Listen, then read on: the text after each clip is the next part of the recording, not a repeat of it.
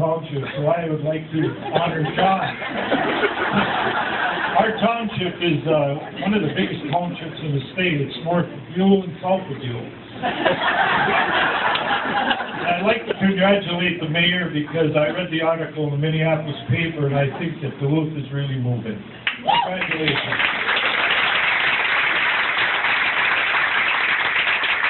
I'd like to express my for Mr. Calsari. He's a probation officer. He wasn't John's, but they worked together, and he offers his goodwill. And Vi Newberg, my cousin's widow. Spring Creek is an outfitter in Mountain Iron. You know, that put a plug in for relatives. And Marge and Matt McDonald, who are in River Grand and Grand Rapids and are unable to attend, but pass on their congratulations. My recollection. I wanted to say I'm younger, but I am older. And I knew John before most of you, because I remember when he was born. Our family was about, Tom was at Ted's memorial, so if I repeat something, just call her. My family was about caring and loving, and we gathered at Forbes, my grandparents' house, the section house, most Sundays, and we just came, we brought food, money, and lots of love. And that's what the family was about. In later years, I remember John playing sports, and that was good with me because I was in sports, I coached, I played, and I loved it. I remember writing him a letter when he was a little down, didn't make a team or something, and he said, the other day, or recently, he said, I remember the letter, and that's really impressive. A lot of our family went into the giving and caring type of vocations. I was a counselor. The girls that own this place were my consulees. And I think one wanted to be a nurse and one wanted to be a teacher, but I put my hand up like this, my hand, and I said, you're going to own a restaurant on Roman Road. So I was a good counselor.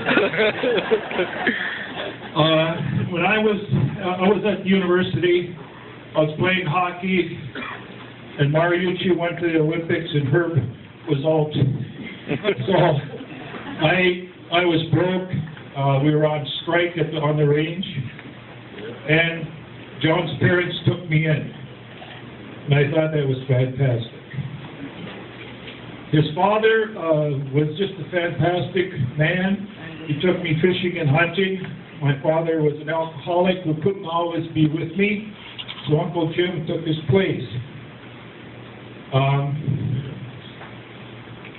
I can remember the important things. I better put my glasses on because I can't read my writing. I can remember when John helped his parents, and that was really impressive with my values. He took care of his parents. He brought his mother to my birthday party, and those are really, really important things. I guess in closing, I'm reading a book currently about coyotes. And somebody stole some of my thunder about relationships, but that's what life is really about. It's about relationships and friendships, and the rest of it is kind of peripheral. All the things we buy and all the things we ride and play with, those are really not the important things. And the book about coyotes teaches us a lesson. I'm still reading it, but some really important things came out. They'll join packs. They're in competition, but they'll join packs if the food sources are down, so they cooperate. They don't fight like wolves that kill each other. They don't kill each other, and they can take down a buffalo by cooperation. And we could learn a lot from that. Another thing that was really interesting to me, a badger is a real vicious animal. If you've ever confronted one, they'll attack you, and they go after ground squirrels. Well, the coyote and the badger cooperate. The badger will go in and get ground squirrels, and the coyote will be waiting out in an exit hole and help out. So they work together. This is a fact. So I guess we can all learn from that, and I think John set a good example, and I pretty much come to the conclusion that we're either givers or takers. And John, you're definitely a giver. So thank you. Here, here. Thank you.